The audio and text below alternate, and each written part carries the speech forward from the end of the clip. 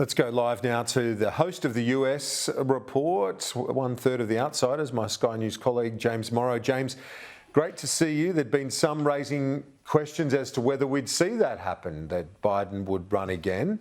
But as Annalise put it there, he will run, and if he wins, would be 86 by the end of his first term.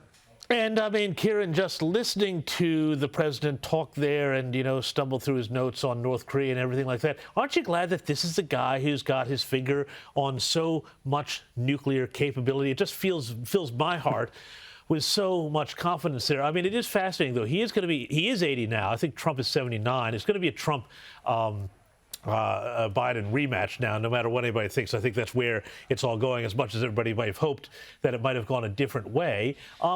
But, it is not a surprise, and we are going to see Joe Biden now actually having to go stand up and talk to the press and campaign, which is a vigorous, hard work. He can't hide in the basement like he did during COVID. So it's going to be pretty interesting, Kieran. It is indeed, and you've got the polling. The polling shows that a majority, and I think it's fair to say for both, for Trump and for Biden, they don't want them to run. Well, especially with Joe Biden, though. I mean, he's the guy in the chair. 70% of Americans do not want him to run again. That includes 51, I think, or 55% of Democrats who would rather see somebody else. Gavin Newsom, Robert Kennedy, anybody else get out there because they know Joe Biden just doesn't have it physically and I think mentally together to do it. Now, Trump versus Biden, well, depends on which poll you see, depends on which one wins that. But, both of these sides we've talked about over and over again, Kieran, both parties need to let a new generation come up and have their go at running the country. Well, yeah, and, as we've discussed before, in politics and elections, it comes down to who the person's up against, and there are still severe doubts in middle America about Donald Trump. We saw that with the midterms. There's a real view that DeSantis would be a much more potent opposition to Biden. So is there any way the Republicans get to that result? Well, it's pretty hard to see now because Donald Trump seems to be absolutely charging ahead now with the nomination. DeSantis is sinking in the polls. Trump's attacks are really starting to hit him. Trump is really going hard on the the media side of things. Now he's talking directly to his supporters. He's very good at talking directly to people, not, going through the media. And now I think DeSantis is behind by like 20 points in the Republican nomination polls. So there's a lot of talk now that he's going to say, well, you know what? I am only 44 years old now. I'll give it a wait until 2028. Well, I'll be 48. That all rhymes. That's that might very well be his strategy now.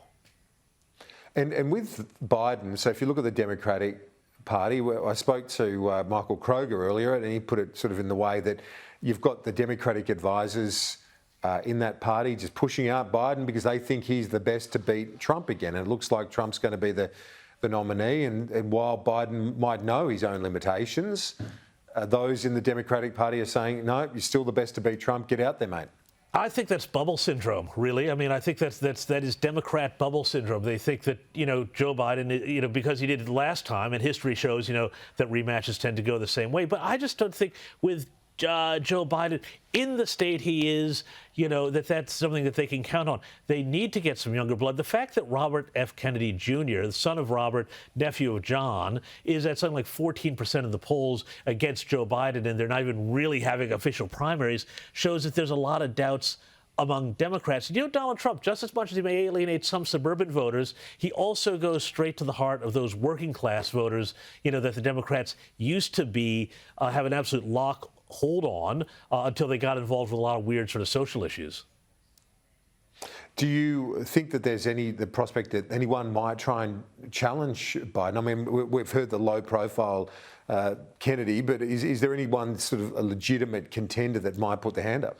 Well, Kennedy is a legitimate contender. I mean, the fact that he's got 14% of the polls with no campaign suggests that he is legit. He is he's a thoughtful person. He's got some nuts ideas, but he has also got a lot of thoughtful ideas. So he is legitimate. Gavin Newsom, of course, is somebody who a lot of people want him to run, but I don't think he will. But really, what's going to have to happen is something, either a health crisis or a political crisis, including something involving Hunter documents, legal trouble.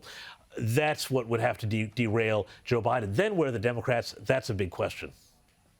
James Morrow, great to chat as always. Thanks.